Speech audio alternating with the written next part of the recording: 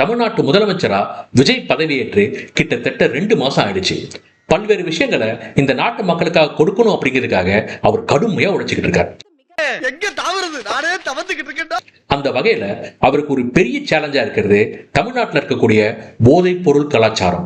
இந்த போதைப் பொருள் கலாச்சாரத்தை அடியோடு தமிழ்நாட்டில இருந்து போக்குறதுக்காக ஒரு சூப்பரான திட்டத்தை முதல்வர் விஜய் கையில் எடுத்திருக்காரு. அது என்னன்னா, டைரக்டர் லோகேஷ் கனகராஜ போதைப் பொருள் தடுப்பு பிரிவு அமைச்சராக்குறது தான். என்னை வச்சு ஒன்னும் காமெடி பண்ணலையே.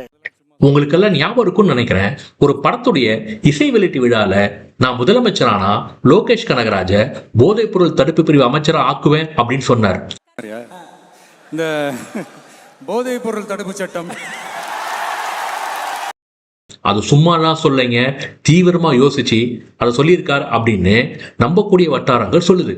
தன்னுடைய படங்கள் மூலமா போதைப் பொருள் நடமாட்டத்தை பத்தி சொன்ன லோகேஷ் கனகராஜ் இந்த துறையோட அமைச்சர் வருவதற்கான சரியான ஆள் அப்படின்னு சொல்றாங்க.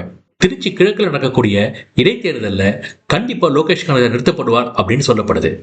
லோகேஷ் கனகராஜும் தன்னுடைய திரைப்பட வேலைகள் எல்லாம் வேகமா முடிச்சுட்டு வந்துடுவார் அப்படின்னு சொல்லப்படுது. மாஸ்டர் படத்துல வர வாத்தி ரெய்டு மாதிரி லோகேஷ் கனகராஜ் அமைச்சராகி போதைப் பொருள் கடத்துறவங்களுக்கு ஒரு பெரிய ரெய்டு கொடுப்பார். அதை பார்க்கறதுக்காக தமிழ்நாடே ஆவலா காத்துட்டு. அப்ப நானும் அந்த மாதிரி நினைச்சதுல தப்பு இல்லையே.